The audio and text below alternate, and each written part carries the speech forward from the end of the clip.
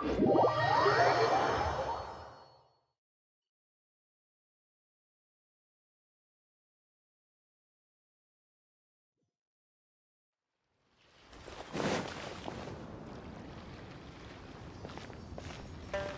votes we go say hi to Xiangling first.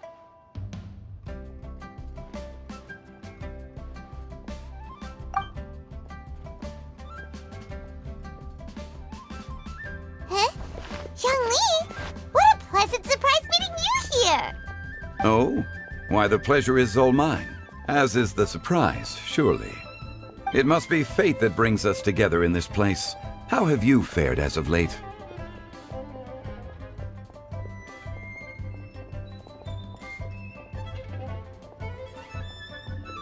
I sense you are older and wiser than the last time we met.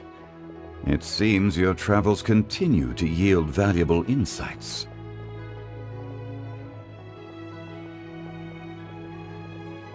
You are too kind. So, Xiangling, are you here to listen to stories over tea again? I had originally planned to set out after this last round of tea. However,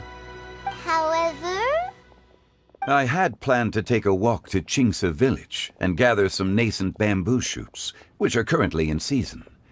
A villager there once gave me a small sample, and they possessed a most excellent flavor. Huh? Nascent bamboo shoots?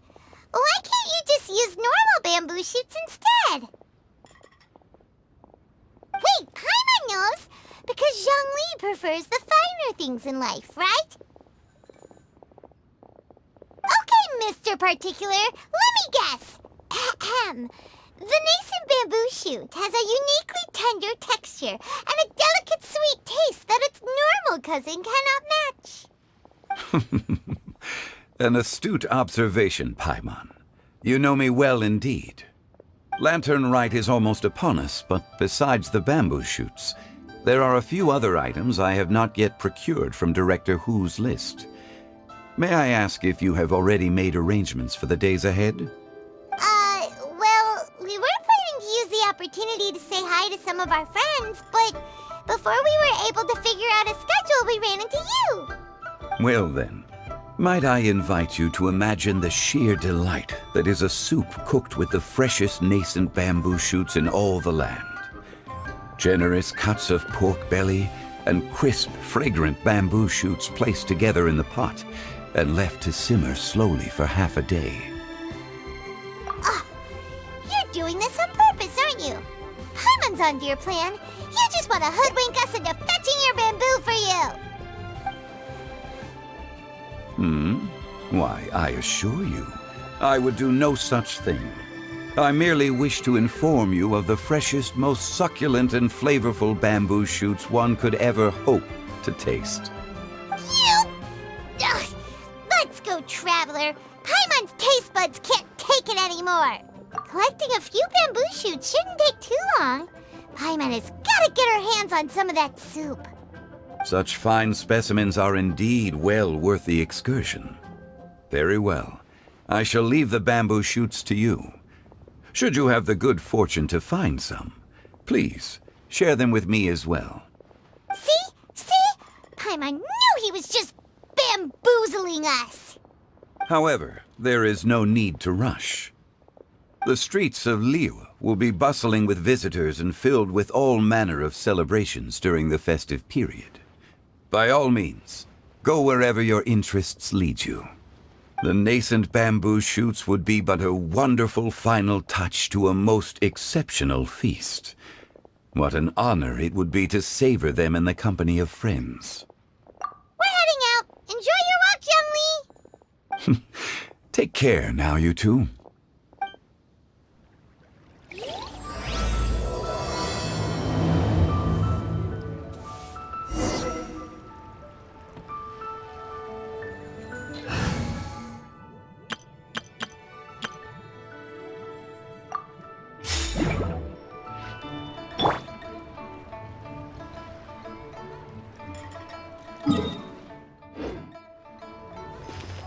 As for Director Hu's list,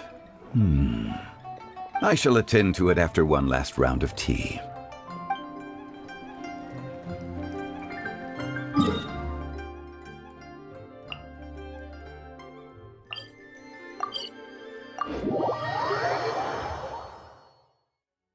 Bamboo shoot, nascent bamboo shoot. Oh, this one's only just sprouted, and it looks super fresh. Paimon thinks this is the one.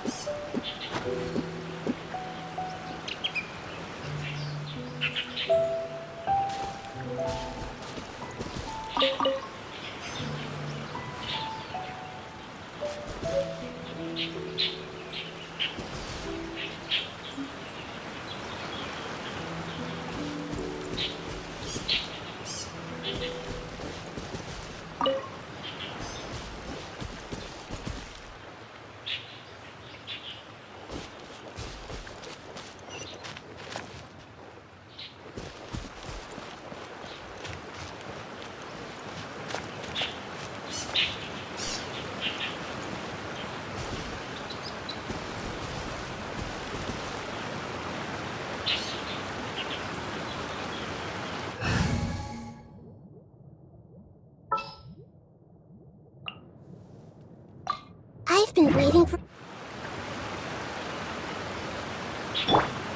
Everyone hold hands!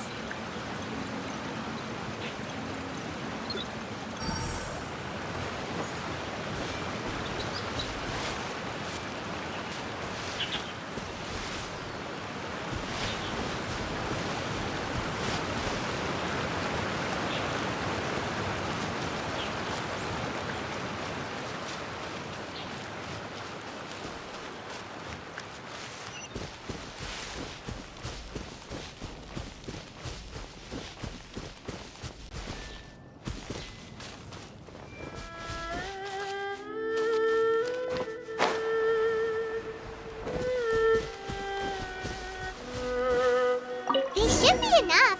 Let's head back. Help! Help! Did you hear that? Someone's calling for help. It's coming from over there.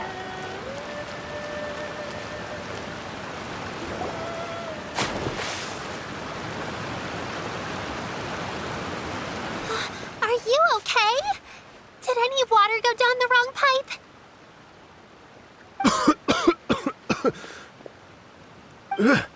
I think I'm okay now. Thank you so much. That was scary. Well, at least you're all right. All thanks to your savior here. Oh, a little girl? Greetings, everyone. My name is Yao Yao. It's a pleasure to make your acquaintance. Whoa, she's so well-mannered. My name's Paimon, and this is the Traveler.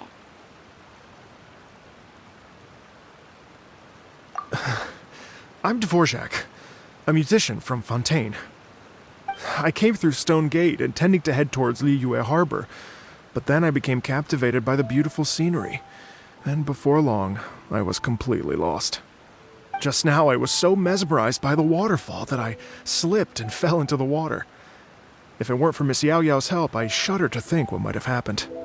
It's all right, Mr. Dvorak. The splashing around the bottom of the waterfall means the stone path is always wet and slippy. You definitely have to be careful. Next time you're exploring an unfamiliar environment, try to focus on what's right in front of you. Don't let your mind wander. As long as you watch your step, accidents like this won't happen anymore. Yes, ma'am. I understand. I'll remember to be more careful next time.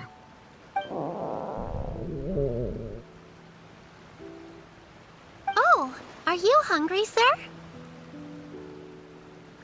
Oh, I'll be fine. Please, sir, it's quite all right. I was born and raised here in Liyue. It's only natural for me to extend my hospitality to any guests who are passing through. I expect you still have quite a long journey ahead of you. It's very important to keep your energy levels up. I still have some lotus flower crisps left in my backpack. Why don't we split them between the four of us? Aw, what a thoughtful kid! She even has some for Paimon! You're welcome. Mmm, so tasty. If only there were more. Having a healthy appetite is a good thing. It means Paimon's still growing. If I'd known I was gonna run into you, I would have made a second batch. Hope you're taking notes, Traveler. This is how you treat your Paimon. What do you think, sir? Are Liyue's snacks to your taste? I wonder if they're not sweet enough. No, they're perfect. When I was traveling through Mondstadt, I had a chance to try one of their moon pies. It had a meat filling, unlike these crisps. But apart from that, it seems like they follow a similar cooking process. Both are delicious in their own way. As for Fontaine's cooking, though, it's been a long time since I've had a taste of home. Sounds like you spend a lot of time on the road, huh? I do. It's part of my job. I'm one of the main organizers of the Iridescence Tour. Iridescence Tour? The Iridescence Tour is one of the biggest music festivals in Fontaine. We're looking to expand, though. Our aim is to hold a festival in every nation. At least, all the main organizers share this goal. Unfortunately, it's a long story, so I'll spare you the details. But anyway, so the main reason I'm traveling all around Tavad is to promote our music festivals. But I have some personal reasons, too. Well, what are they? Just tell us already. Let me see. Well, to explain it in full, I'd have to start with a story from my ancestors. I don't want to take up too much of your time. Oh, I love listening to stories. We want to hear it too. Okay, then I'll start from the beginning. The story goes that my ancestor, who was also a traveler, once slipped and fell into a lake during his travels. As he was sinking and gasping for breath, he heard a wondrous tune in the air. They say it was the most beautiful, moving melody he had ever heard. Even in that life and death moment, the ethereal music seized his full attention and almost made him forget the fact that he was drowning. When he finally came to, he found that he had already been brought ashore. Not too far from him stood an unfamiliar woman with an almost divine aura. Once she saw that he was no longer in danger, she left without a word. My ancestor tried to run after her to give his thanks, but although a mere dozen paces separated them, no matter how quickly he gave chase, he drew no closer and remained a dozen paces behind. In the end, all he could do was to bow in thanks to the woman as he watched her walk away towards the rivers and mountains in the distance, before at last he turned around and made his way home. Once he returned to Fontaine, he began to learn an instrument so that he could spread his story far and wide, just like the bards. After generations of retelling, embellishing, and dramatizing, people have come to think of that lady as something like a fairy. The story's become something of a local legend in Fontaine. It's called The Lady Overlooking the Lake. People now say that if you go down to the lakeside and play an instrument, so long as you play a pleasing melody, you will hear a fairy lady who is hiding out of sight, playing along with you.